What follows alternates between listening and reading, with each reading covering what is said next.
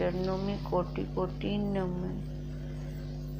श्री योग वशिष्ठ के उपशम प्रकरण में हमारा चल रहा है कि जनक जी को 7 सिद्धों की वार्ता सुनकर इतना वैराग्य हुआ है कि वो अपने आप को धिक्कार दे रही हैं कि मैंने अपनी आयु व्यर्थ में ही ऐसे गवा दी है।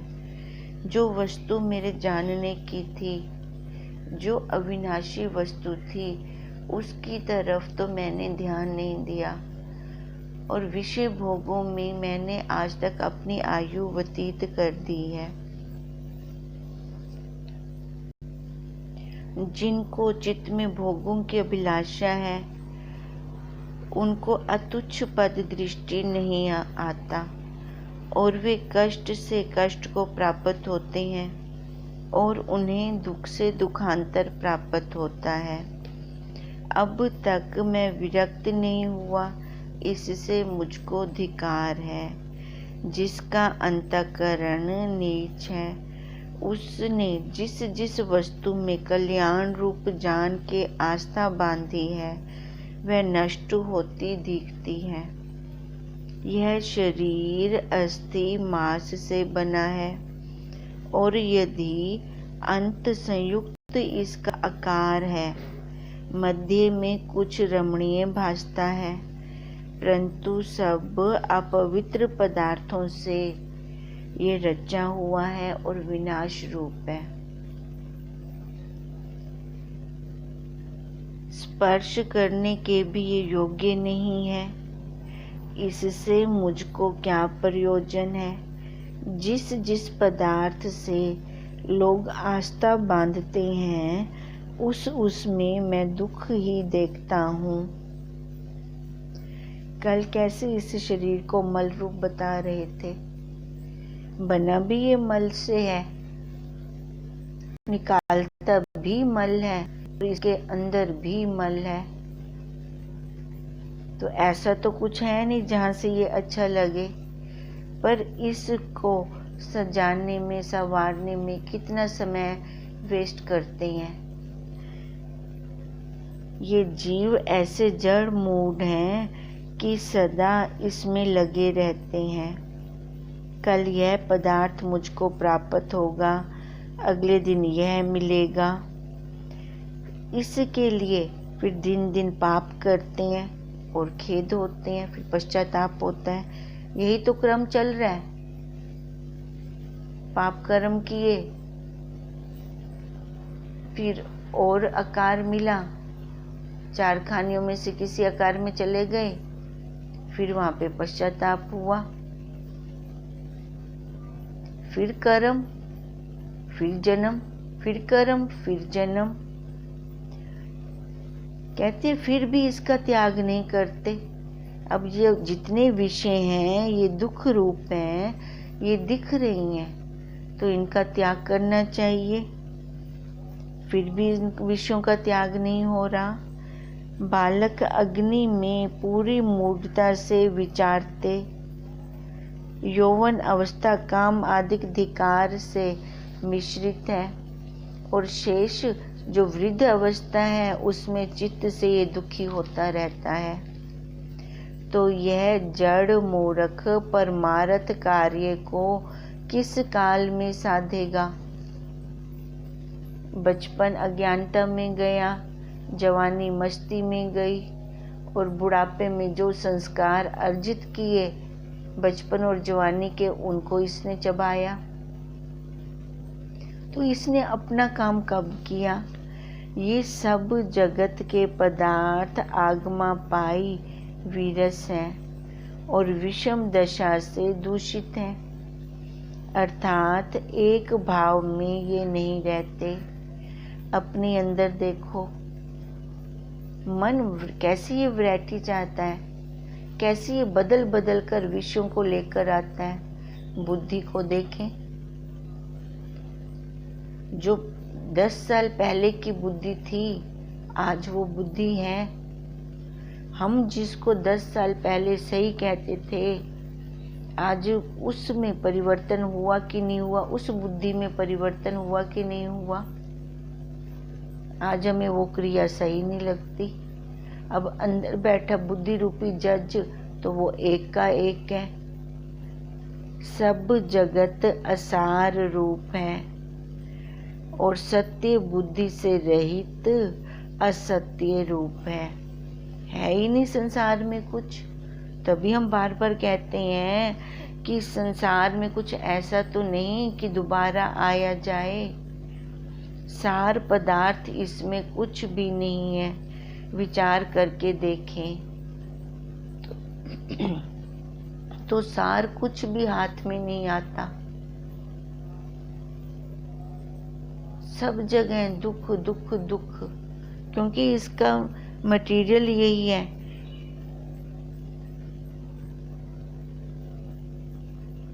पुण्य और पाप का मिश्रण है ये मनुष्य शरीर। सुख भोगता है पुण्य कर्मों से तो उसको वो बहुत जल्दी बीत जाते हैं, और जब दुख आता है तो वहां पर ये घबराता है। जो राजस्यु और अश्वमेघ आदि यज्ञ करते हैं वे महाकल्प के किसी अंश काल में स्वर्ग को पाते हैं। महाकल्प के किसी अंश काल में वो स्वर्ग का भोग भोगते हैं, अधिक तो नहीं भोगते। जो अश्वमेघ यज्ञ करता है वह इंद्र होता है, पर जो ब्रह्मा का एक दिन होता है उसमें 14 इंद्र राज्य भोग कर नष्ट हो जाते हैं। देखो, जो हम कहते हैं स्वर्ग का वासा हो, अब ब्रह्मा जी के सामने 14 इंद्र भोग भोग कर नष्ट हो गए, खाली ब्रह्मा जी का एक दिन व्यतीत हुआ। और जब ऐसे सहस्त्र चौकड़ी युगों की व्यतीत होती है तब ब्रह्मा का एक दिन होता है। सहस्त्र चौकड़ी युगों की व्यतीत हुई तो ब्रह्मा का एक दिन हुआ, और उसमें 14 इंद्र राज्य भोग कर बदल बदल कर नष्ट हो गए। ऐसे देखो, एक सहस्त्र चौकड़ी एक दिन है तो ऐसे 30 दिनों का एक मास और 12 मास का एक वर्ष होता है। 100 वर्ष ब्रह्मा की आयु है। उस आयु को भोग कर ब्रह्मा जी भी अंतर्ध्यान हो जाते हैं। देखो, वो भी अंतर्ध्यान हो गए। जब वो अंतर्ध्यान हुए तो उसका नाम महाप्रलय हुआ। उस महाप्रलय के अंत में इतने स्वर्ग भोग किया तो असार सुख की आस्था क्या योग्य है। अब ब्रह्मा जी के सामने इंद्र जैसे है। हम अपनी सृष्टि के ब्रह्मा जी हैं और हमारे सामने वो जो बारिश, और जब बारिश होती है और धूप निकल आती है तो वो छोटी छोटी खंबड़ियां सी निकल आती हैं। क्या लाइफ है उनकी। उसी रात को ही बल्ब के आगे घूम घूम कर वो वहीं प्राण त्याग देते हैं। सुबह उठ के देखो तो मरी पड़ी हैं। या अपने सामने मच्छर की जिंदगी देख ले। अब कहते हैं वैसे ही हम हैं। अब जब ब्रह्मा जी जैसे नहीं रहते, 100 साल की उनकी आयु है, तो फिर जब वो लय होते हैं तो उसका नाम महाप्रलय होता है। उस महाप्रलय के अंत में इतने स्वर्ग भोग किया तो असार सुख की आस्था क्या योग्य है। गया तो सारा एक दिन लय को। कुछ आगे चले गए तो कुछ बाद में चले जाते हैं। मच्छर लय पहले हो जाता है। इस मनुष्य का लय 50-60 साल या ज़्यादा से ज़्यादा 90 साल में हो जाता है। लय तो उसका भी हुआ। तो कहते हैं, जनक जी कह रहे हैं, फिर क्या मैंने आस्था बांधी। कहाँ पर मैंने अपने दिल को लगाया, तो वहाँ लगाने योग्य तो था ही नहीं। ऐसा सुख स्वर्ग में कोई नहीं, ना पृथ्वी में है, ना पाताल में है, जो आपदा और दुख से मिश्रित ना हो। हर सुख के पीछे दुख छिपा है। सिक्के के दो पहलू हैं। एक, पहले दुख आता है तो बाद में सुख आएगा, पहले सुख आता है तो बाद में दुख आएगा। आना तो है, ये पक्की बात है, क्योंकि इन दोनों की जोड़ी है। एक दूसरे के बिना ये रह नहीं सकते। कहते हैं पाताल तक ढूंढ लो या स्वर्ग में भी ढूंढ लो, कोई भी ऐसा सुख नहीं है जो मुसीबत से भरा हुआ ना हो। सब लोग आपदा संयुक्त हैं और सब दुखों का मूल चित्त है, अपनी इच्छाएं हैं, वासनाएं हैं, जो शरीर रूपी बांबी में सर्पवत रहता है। विष किसका होता है? सांप का होता है। तो इसके अंदर कैसा विष है? कौन विष रूप से भरा बैठा है इसके अंदर? सांप की तरह कौन फन लगा के बैठा हुआ है? मूल जो चित्त है, इच्छाएं हैं, वासनाएं हैं, मन के अंदर ये सारे फुरने बंधे पड़े हैं। और आदि व्याधि बड़े दुख रूपी विष हैं ये। यह जब किसी प्रकार निवृत्त हो तब सुखी हो।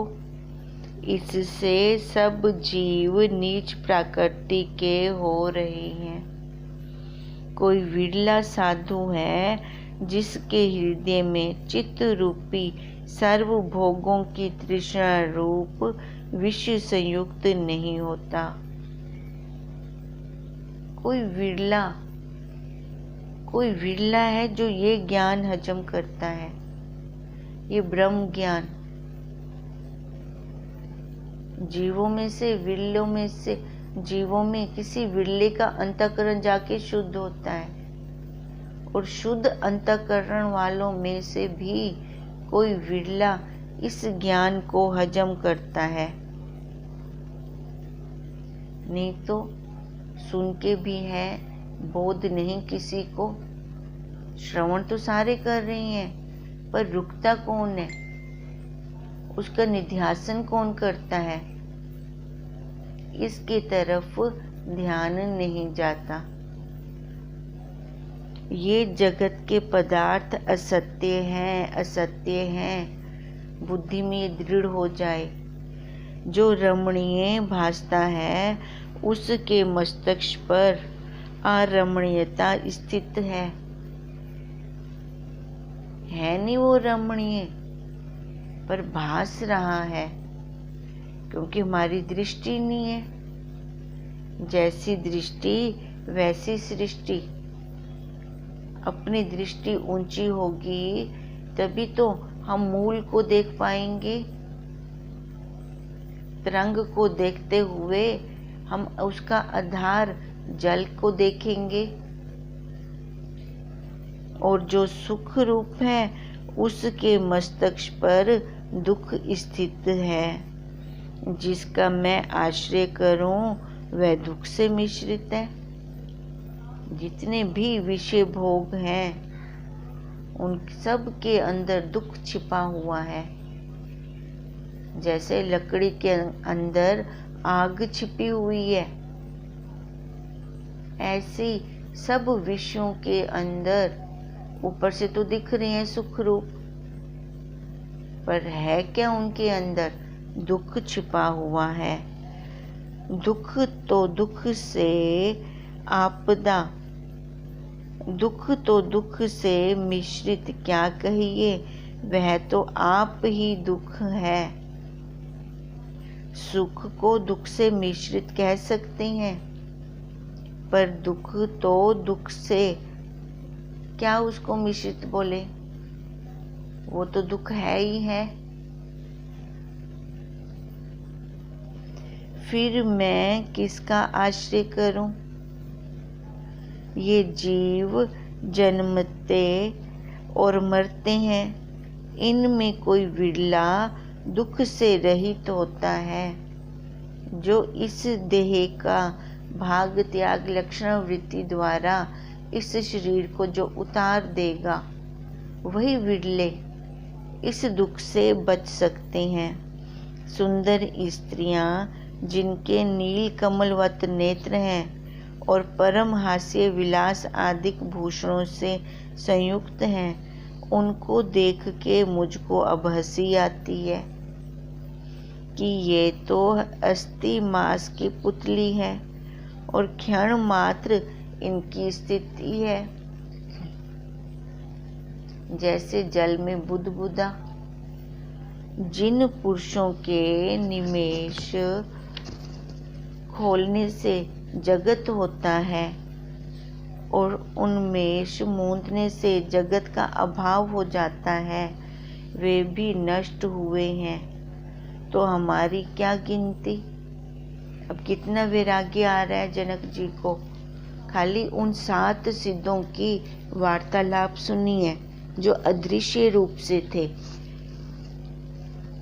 खाली सुन के उनको इतना वैराग्य हो उठा।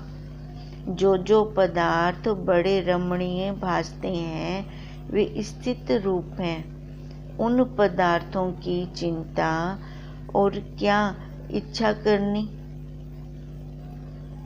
क्योंकि संसार के जितने भी पदार्थ हैं दुख रूप हैं, दुख से भरे हुए हैं। भले ऊपर चाशनी का लेप लगा हुआ है, पर उनके पीछे क्या है, दुख छिपा हुआ है। अब कहते हैं उनकी फिर क्या इच्छा करनी जो बड़े रमणीय भास रही हैं, और ना ही वो पदार्थ अगर नहीं मिल रहे तो उनकी चिंता भी नहीं करनी चाहिए। पर हम देखें जीव कैसे चिंता कर करके मर रही हैं। अंतमति सोई गति। अंत में ये शरीर जिस भाव से छूटता है, आगे जन्म भी वैसे मिलता है।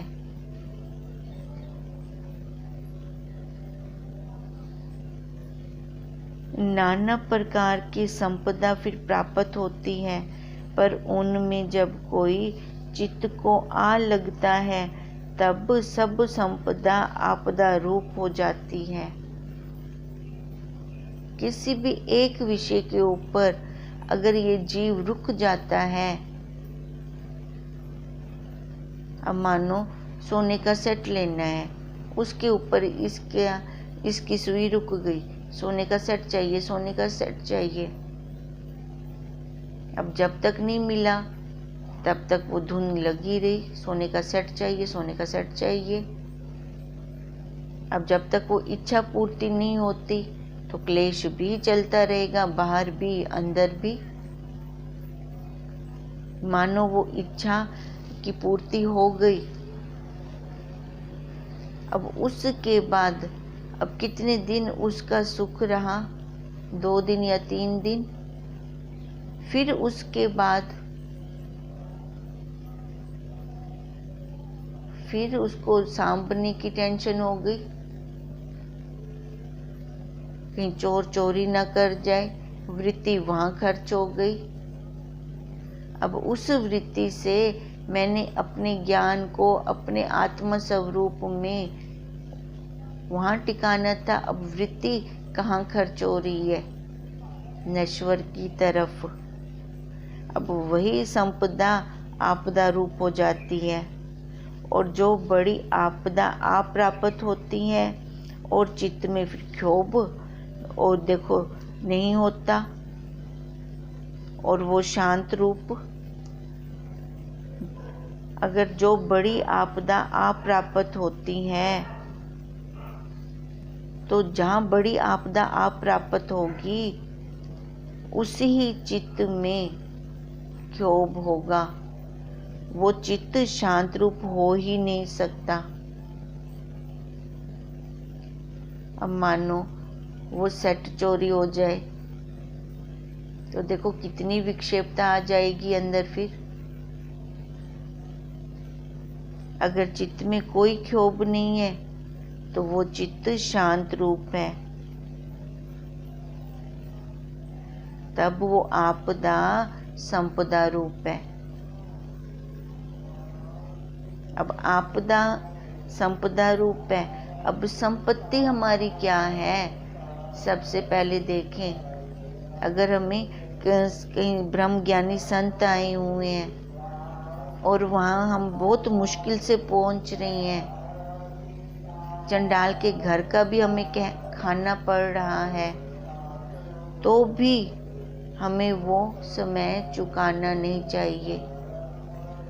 हमें वहाँ पहुँच जाना चाहिए। भले हमें आपदा लग रही है, पहुँचने में वहाँ मुश्किल लग रही है, पर उसका रिजल्ट बहुत अच्छा आएगा। क्योंकि जब तक हम सत का संग नहीं करते, विचार नहीं करते, तब तक अपने ज्ञान स्वरूप में स्थिति प्राप्त नहीं कर सकते जो हमारे पास पहले से ही है।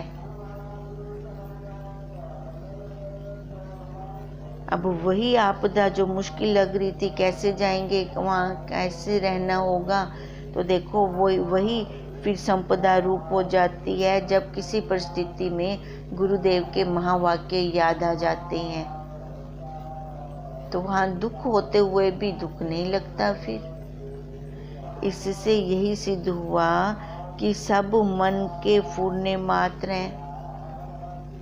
हमने अपने मन से ये सारी कपोल कल्पना कर रखी है। क्षण भंगुर रूप मन की वृत्ति है, पल पल में ये बदल रही है, तो इसका मतलब इसका अपना कोई वजूद नहीं है। अकस्मात जगत में इसकी स्थिति भाई है और अज्ञान से अहम की कल्पना है। उसमें त्याग और ग्रहण की भावना मिथ्या है जो हमने कर रखी है। ये मेरे को चाहिए, ये मेरे को छोड़ना है। अब कहते हैं ये मिथ्या चल रहा है, मिथ्या चल रहा है। जिस काल में हमें, अब देखो अब के काल में ये शरीर, ये अवस्था, ये सामग्री सारी सत्य लग रही है। बाद के 10 साल में ये ऐसे तो नहीं रहेगी, ये तो पल पल बदल रही है, पल पल इसको काल खा रहा है। पर क्या हमारी दृष्टि वहाँ रुकती है? अब जिस काल में हमारी दादी हमारे पास थी, हमारी माता हमारे पास थी, वो काल कितना सच्चा और पक्का था। पर आज वो कहाँ है? हम देखते हैं तो पता चलता है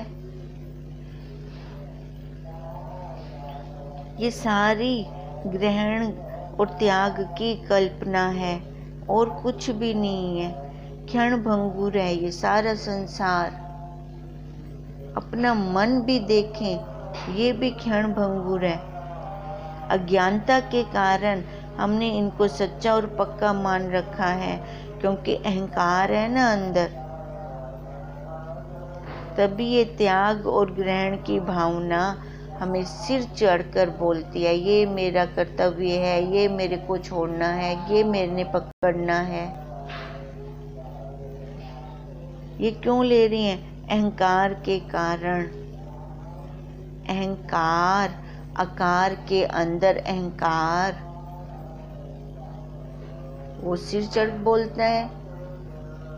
रावण ने 9 सिर तो दे दिए, 10वां रख लिया अहंकार का।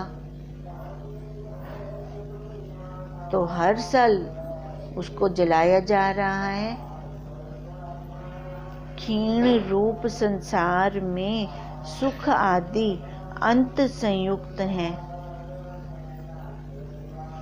जब ये संसार ही मिटने वाला है तो इसके सुख क्या टिकने वाले होंगे? वो भी तो पल पल बदल रही हैं। जो सुख जानकर जीव इसकी ओर धावता है, वह सुख फिर नष्ट हो जाता है। पकड़ना चाह रहे हैं उसको।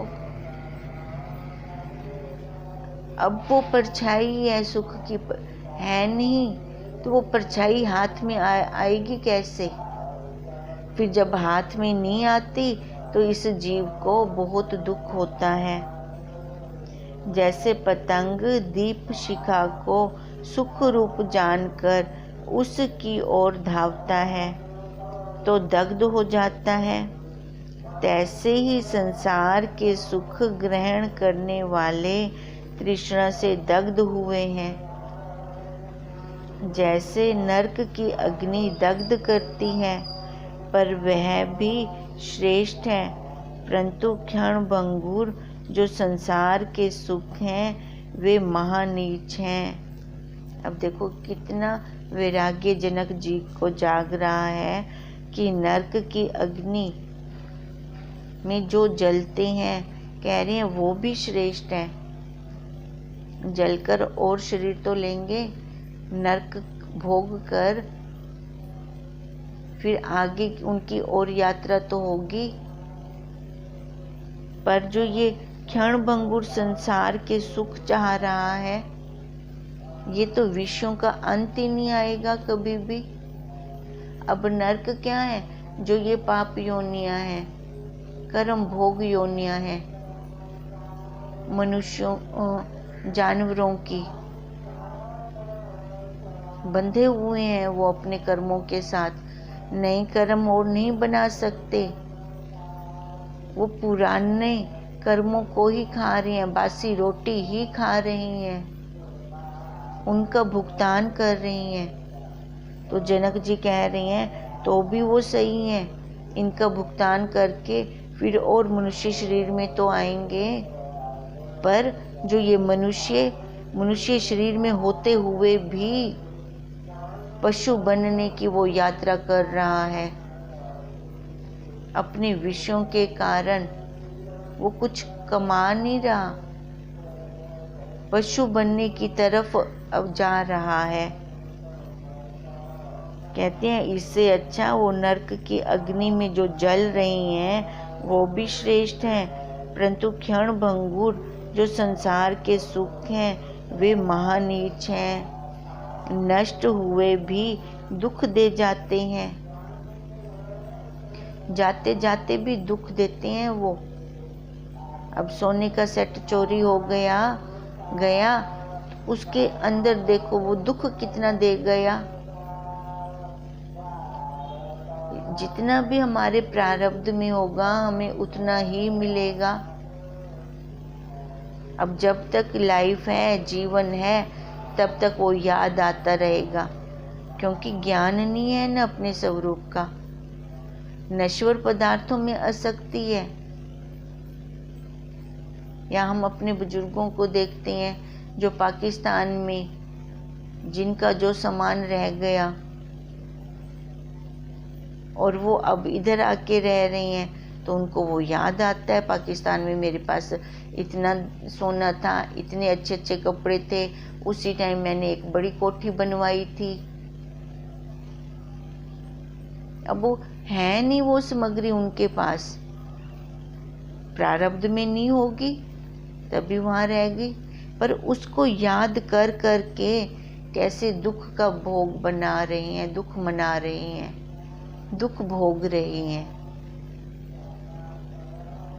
चलो ये तो उनकी बात होगी। आज के मनुष्य को देखो, वर्तमान में उसके पास सारा कुछ है, फिर पहले का उठाकर, भूत का उठाकर और आगे की टेंशन लेकर वो भी दुखी हो रहा है। वर्तमान में तो जी नहीं रहा। अगर ये वर्तमान में जीता है, यही अपने स्वरूप का ज्ञान होना है। ईश्वर की सर्वोपरि भक्ति, अपने आप को प्रसन्न रखना है, कुछ और करने की जरूरत नहीं है फिर। पर ये मनुष्य अपने आप को प्रसन्न रख ही नहीं सकता, जबकि बुद्धिजीवी भी यही है।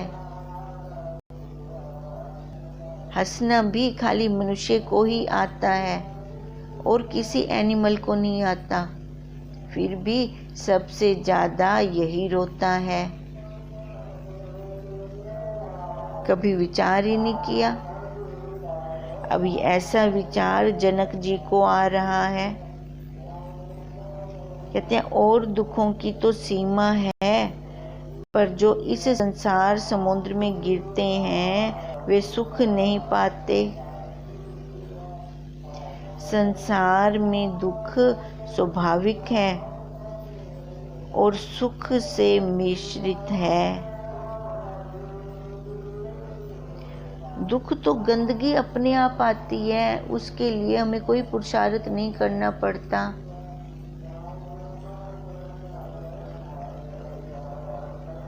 सफाई करने का पुरुषार्थ है।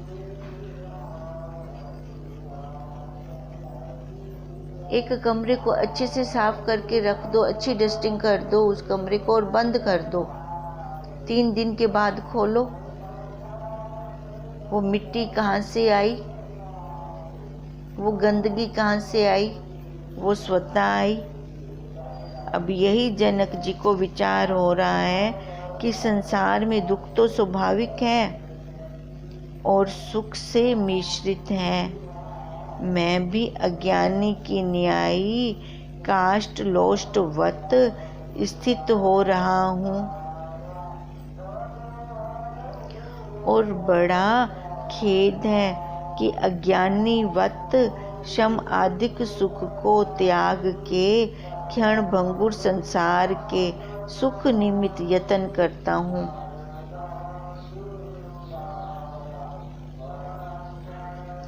जनक जी को भी विचार पैदा हो रहा है कि जो विषय हैं उनकी तरफ मैं भाग रहा हूँ, जबकि मेरे को शम दम आदिक युक्तियाँ अपनानी थी।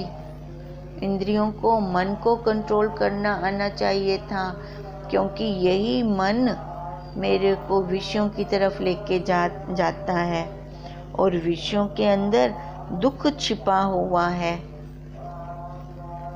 जैसे बर्फ से अग्नि नहीं उपजती,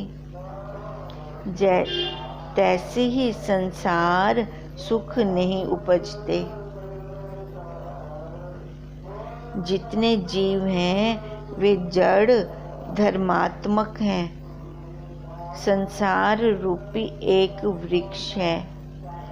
अब क्या कह रहे हैं जनक जी, बर्फ से अग्नि कभी भी नहीं उपज सकती। बर्फ का अपना स्वभाव है, अग्नि का अपना स्वभाव है। एक दिन है और एक रात है। जैसे दिन रात आपस में कभी मिल नहीं सकते, ऐसे बर्फ और अग्नि आपस में कभी भी नहीं मिल सकते। अब ऐसे कह रही हैं, संसार सुख नहीं उपजता। संसार में सुख नाम का लेश मात्र ही नहीं है, दोनों विरोधी हैं। जितने जीव हैं वे जड़ धर्मात्मक हैं। अब जड़ धर्मात्मक क्यों कहा? देखो, सारी इंद्रियां अपने अपने विषय में रत हैं। आँख ने देखना है, आँख का विषय रूप दिखा रही है। खाली मनुष्य को दिखा रही है रूप? नहीं, चारों खानियों की आँख रूप देखने का ही काम कर रही है। और कान खाली मैं शब्द सुनता हूँ? नहीं, चारों खानियों के कान शब्द सुनते हैं। अपने अपने विषय में रत हैं ये जड़ इंद्रियां भी, तो इसलिए इनको धर्मात्मा कहा गया। संसार रूपी एक वृक्ष है और सहस्त्रों अंकुर, शाखा, पत्र, फल, फूलों से पूर्ण है। अब संसार रूपी एक वृक्ष में देखो कितना जंजाल हमने फैला रखा है। कभी उस जंजाल की तरफ हमने देखा नहीं कि ये इतना पसारा किसने किया। तभी गुरुदेव कहते हैं, बहुत पसारा मत करो, कर स्वरूप की आस। जिनने बहुत पसारा किया वो भी गए इस जग से निराश। कौन अपने साथ लेके गया है ये इस संसार की धन संपत्ति को? किसके साथ हमने देखा? यहाँ पूरी जिंदगी खप्पो में बिता दी, पर साथ कुछ गया किसी के? जो पीछे होते हैं वो भी साथ नहीं रखते, वो भी नहीं देते भी ले जा तू अपने साथ, वहीं वो रोक देते हैं उसको भी। जिनके लिए इसने इतना कमाया, अंत में उन्होंने ही इसको रुलाया। हे जीव, अब तू सजग हो जा। ये कर्मों की भूमि है, ये लेन देन चल रहा है। मन को कहीं मत लगाना। पता नहीं ये मन कौन कौन से विषयों में जाकर रुक जाए। तू सजग रहियो। अब जैसे जनक जी को विचार आ रहा है, ऐसा ही विचार अगर हम सारे करते हैं